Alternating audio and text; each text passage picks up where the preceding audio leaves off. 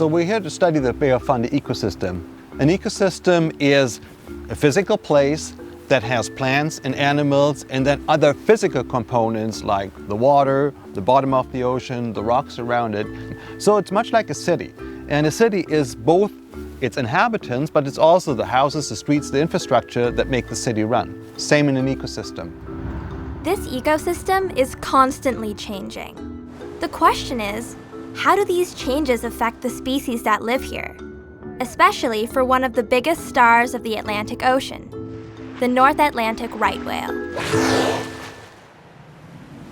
1,000 years ago, right whales existed all over the North Atlantic, and then they were driven nearly to extinction on the European side by European whalers. In the 1500s, those whalers figured out that the same species lived on the other side of the Atlantic, and they came here to harvest it.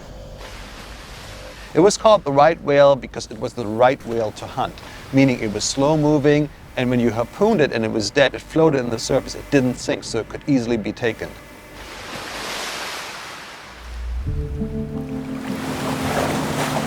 The North Atlantic right whale now is one of the most endangered species of whales in the world, and most of those are coming into the Bay of Fundy to feed. At least they used to come here.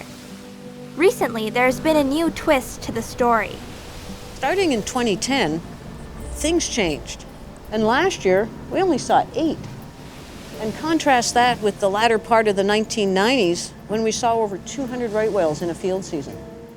We're seeing fewer and fewer of these whales come to the Bay of Fundy or spend any amount of time here, and they seem to be going on to other places. And we're really interested in figuring out why this is happening and what are the consequences of that change.